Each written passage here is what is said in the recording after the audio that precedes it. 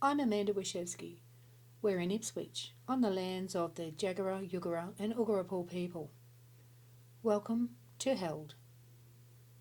You ready? Ready? Excellent. So, welcome to Held, Nicole. Thank you for having me, Amanda. My pleasure. Who are you? I think the answer to this question is fairly nuanced because my immediate temptation, and I noticed this as a theme amongst the women that you have interviewed and who I've been able to watch through Held, they most often defaulted to their roles. And it's probably me about to do the same. So my first instinct, right, is to say, Amanda, I'm a mom, and I'm a wife, and I'm a friend, and I'm a daughter, and I'm a housekeeper, and I'm a career woman. And I think about all of those roles, and I think, well, they're the things I do, and they're the things I'm good at. They're the things that form part of why I get out of bed in the morning. But is that me?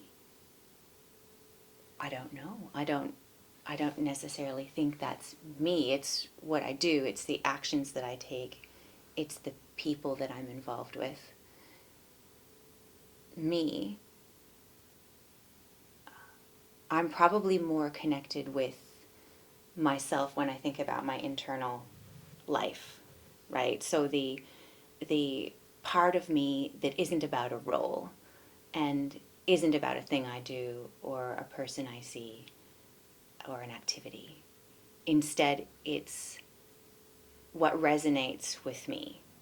You know, the beauty in the morning when I get up to have a cup of coffee and I sit outside and I hear all of the birds on our acreage chirping away, and that sense of grounding and place in that very moment, that's me, right? The romance of me, the whimsy of me, the poetry that I find in really ordinary, boring moments in life, I think that's me. But I also love the roles. I love the roles that I have. I wouldn't trade them. You know, being a mom has given me such a grounding in what matters to me, and only very few things actually matter. Right? One of them is ensuring that until they reach age 18, my children stay alive. That they That's have winning. right. A that they have a fulfilling time as children. That they play. That they laugh. That they grow. That they learn. These things matter deeply to me, and that's part of kind of executing my role as a mom. But it's the stuff that matters, right? The parts of myself that are very internal and not really seen by anyone that actually would define who I am. It's a big question, right? What's something you've come to understand about being a woman that you didn't know when you were younger? That we are all deeply concerned at an elemental level about our safety. Walking through life, we are concerned about our safety, and more so as we grow and we come to recognize our place in the world and the place of other women in our worlds. So I look at when my baby daughter was born, right? I was instantly concerned about her safety. And I was framing that concern in what if something happens to me? What then happens to her? Is she safe? Is she cared for? Is she loved? Is she happy? And so many of my decisions then were focused around not having anything happen to me, not having anything impact my safety so that I can be there for my child and watch her grow. That's a huge thing, and that became a huge shift, I think, in my thinking as an adult that I didn't really have as a younger person. Even through university, for example, I don't think I really had an appreciation for what a lack of safety would mean, and who it would impact other than myself. So becoming a mother, I think, probably created that level of awareness for me, but for other women it's different. In some circumstances, friends and colleagues who are from parts of the world where they don't have a physical safety or religious safety or even sexual safety. And here in Australia we have this scourge of domestic violence. There are so many women who are afraid for their safety every day, and that of their children or that of their friends or family members. But I think the knowledge of that as a woman is both empowering for me in the sense that I can take some control in relation to my safety, but it's also incredibly sad, and it makes me very emotional sometimes when I think of the topic of safety and how terribly impacted that is for some people. Yeah. What do you think a safe life looks like for women?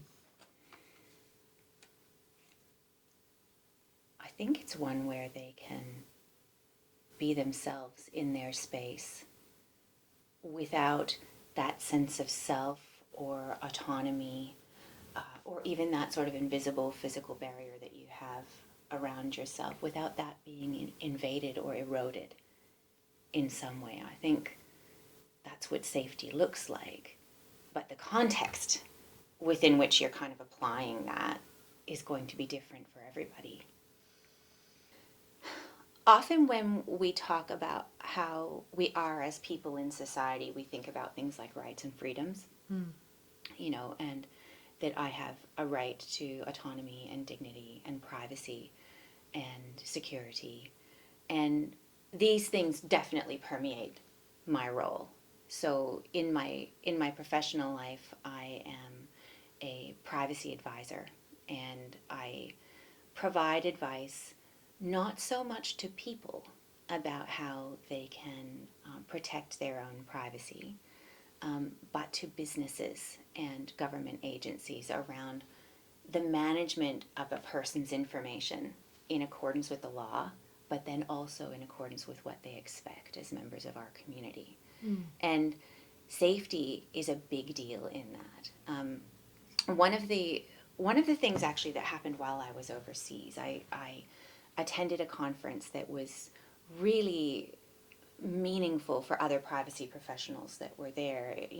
It's certainly a time in certain global places where we have political friction, and we have war, and we have conflict, and we have challenges in our communities, right, that we have never had before. And the topic of safety and the sense of what can happen to a person's information if someone is not considering their safety, if an organization or a government are not considering their safety or their autonomy or their dignity, what that means for a person and how it can harm them in immeasurable ways. This was a topic of conversation at this conference. And this is the kind of thing that I speak about when I'm educating governments, organizations, and then members of the community around things like privacy, their rights, both in these kind of analog spaces, but also online. So in relation to things like their engagement with social media or online services and platforms or shopping, online shopping. All of these areas have impacts on our safety, and we have a need as a community to understand what those impacts are and then be educated to take the steps so that we can minimize those impacts on ourselves. You're the first person to ever bring common sense to privacy policies for me. Well, it's no good having a privacy policy or a document like that for someone to read if they can't actually read it and they don't understand what it means for them or their choices, right? These policies aren't things people agree to. These policies are a way of being transparent about your information practices so that a person can choose, self-select in or out of doing business with you or engaging with you. And everybody should have that. Everybody should have that ability to know and understand what you're going to do with their personal information and choose for themselves if that's okay with them. You're right on. Tell me about a moment where you have felt completely seen. Can I flip the question a little bit? Yes. So, the idea of being seen, to me, implies some sort of action or care factor on the part of another person. And I don't actually like the idea of anyone having that kind of control over what I feel about myself. So to me, it's not so much about being seen in a circumstance, i.e., someone knowing me well enough or choosing to look deeply at me or into me. Instead, I think it's about, do I have the courage within my own self to be completely visible to someone else? Oh, And hello. if I choose to do that, Mm. does it even matter if they see? The point is that I had the courage to be visible in a moment or in a circumstance, not whether or not someone sees. That's irrelevant to me. Oh my fucking God. That's awesome.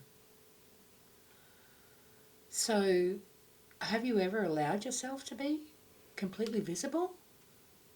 Yes. But I'll preface that with that I'm actually really very comfortable with my private self that I hold inside. Mm-hmm. So I have a very rich, private, emotional life within myself. You know, I wouldn't say I have a dialogue, that would be a bit strange, but I definitely sort of have an ongoing monologue of lots of things that I think and care about and need and want and aspire to. I don't have a lot of need to share that publicly or have that be visible. I think the time, though, the times for me when it has happened, when I have had that courage, it's come quite naturally and it's always around grief. And I know that sounds awful, but I think to grieve, if you've lost someone or you're in a circumstance of change, you know, you may have you may long for a place or a time in your life. There are lots of different reasons why people grieve or when they move to a moment of grief. For me, it's in those times where to really let grief kind of wash over you and to experience it and to have it be an authentic thing for myself, I have to be visible. Right? It's like I have, first and foremost, I have to lay myself bare for myself so that I can then experience the grief in a meaningful way. Otherwise, you know what happens? You look at your grief like it's outside of yourself and you tuck it away and you compartmentalize that. And I've done that too, but I don't think that's the safest way for me to go through grief. I have to feel it and move through it. And to do that, I have to be very, very open and aware. Wow. What have you learned to let go of?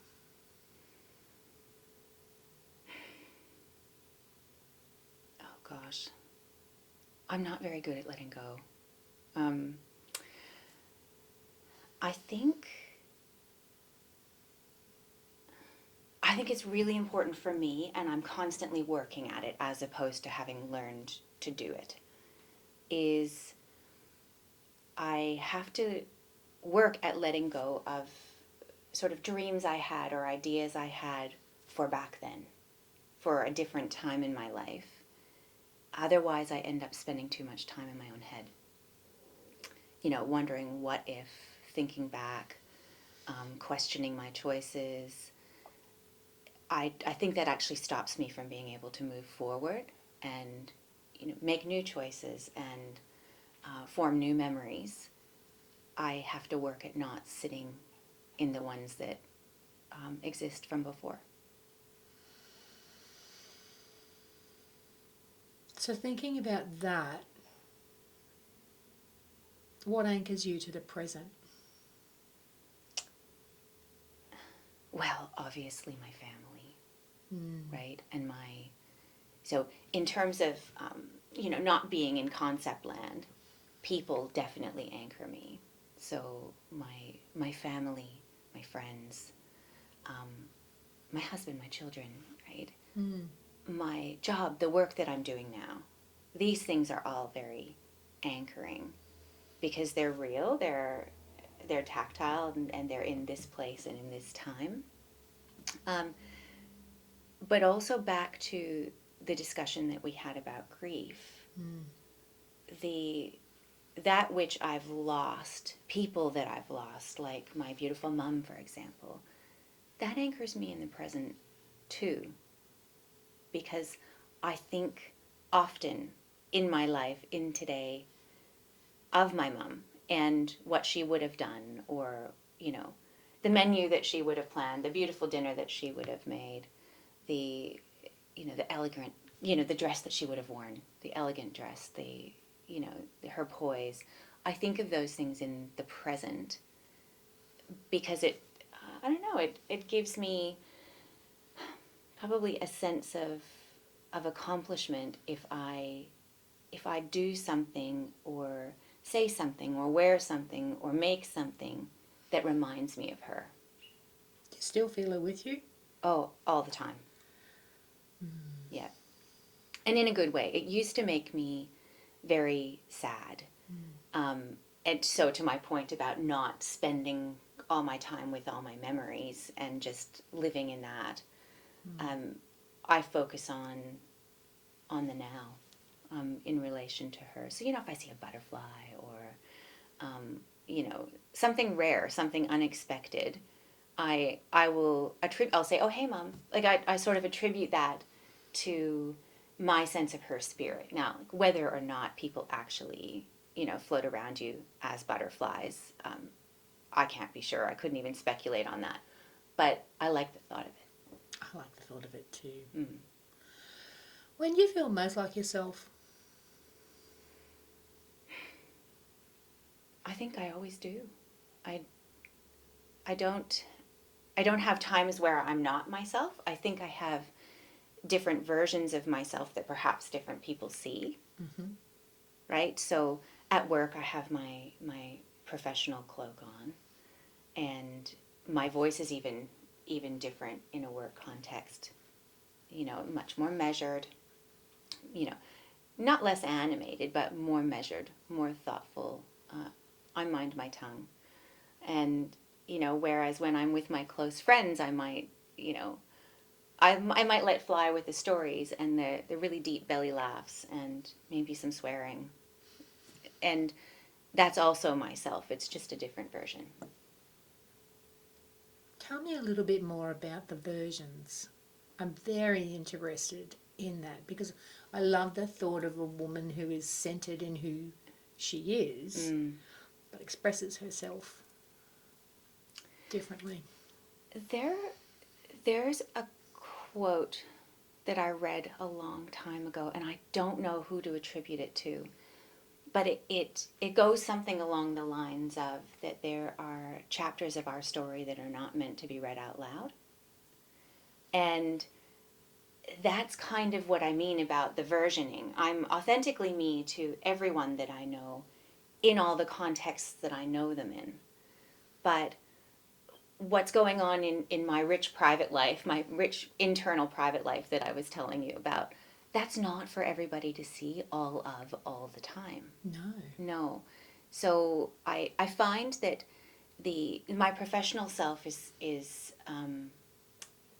someone that I'm very proud of and that I enjoy, right? And I have such a richness of experience in my professional life, and I feel that comes across when I'm around colleagues or in circumstances where I'm doing public speaking or providing advice. I feel that my ability to convey myself genuinely in that moment resonates within that professional circle. I have the same at home though.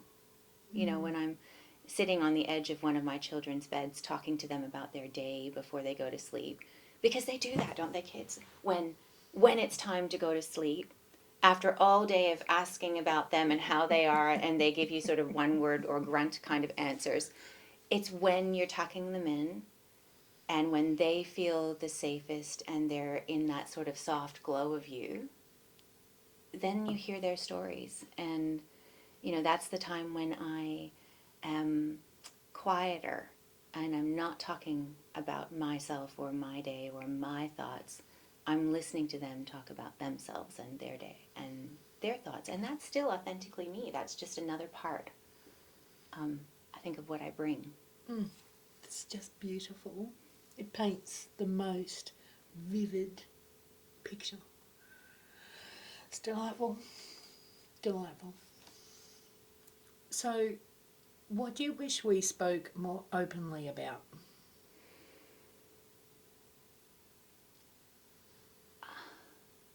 One thing is the responsibility that we have to our dead. So, and I don't want this to be a model in discussion because I've talked about grief, I've talked about my mom's passing, and my worries about women and their safety. Right?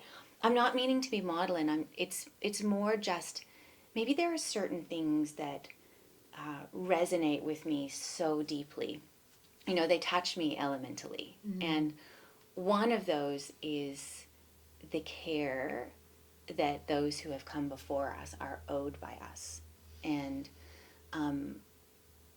but that can come out in really beautiful ways. I'm not talking about haunting graveyards or you know being sad or living in a perpetual state of grief. I'm talking about the care that we can provide to our dead in a really meaningful way while we're alive, in a beautiful present way.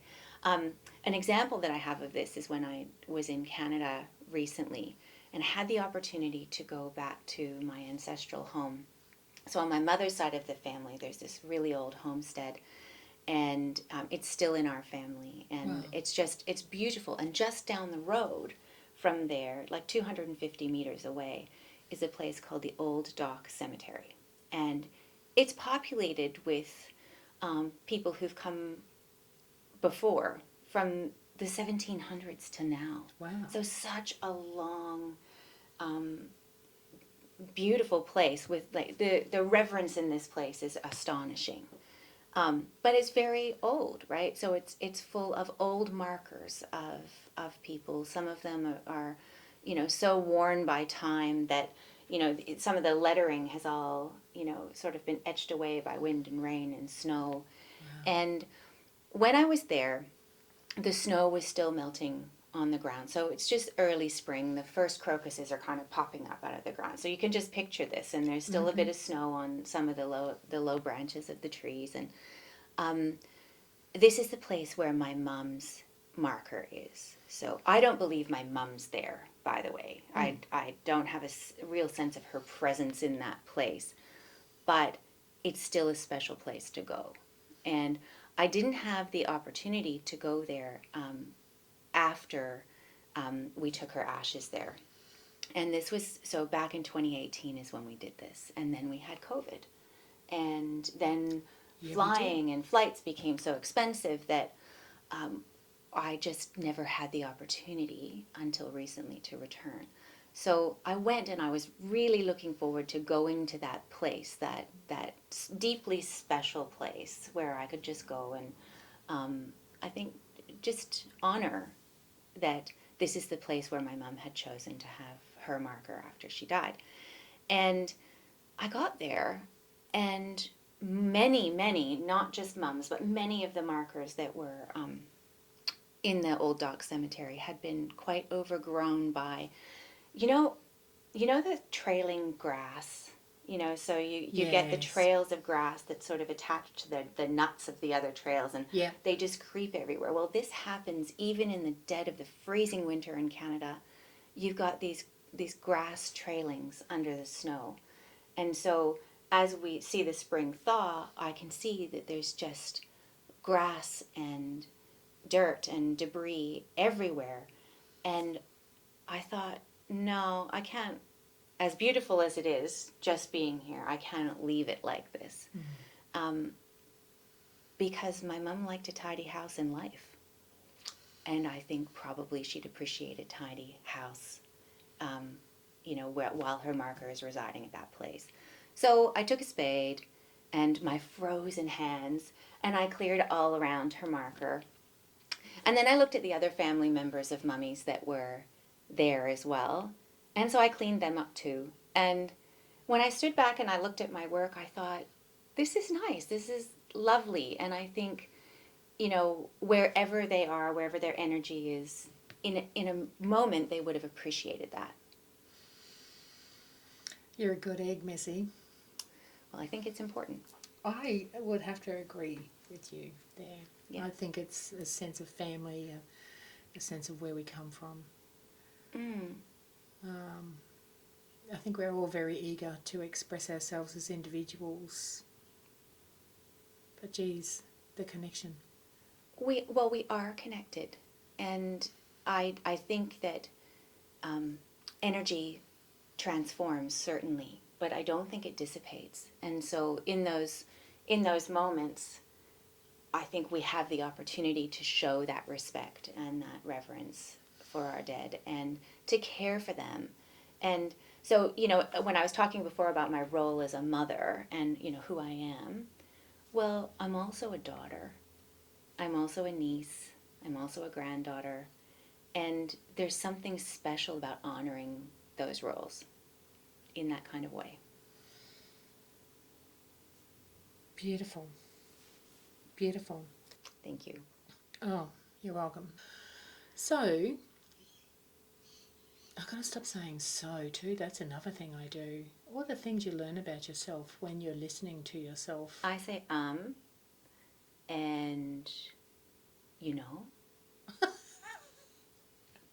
I do. It's very Canadian of me. I'll have to see when I edit this how many I did. Jesus. So, thank you very much. See, I just fucking did it again. Thank you very much for appearing on Held. And I will say bye-bye. Bye-bye.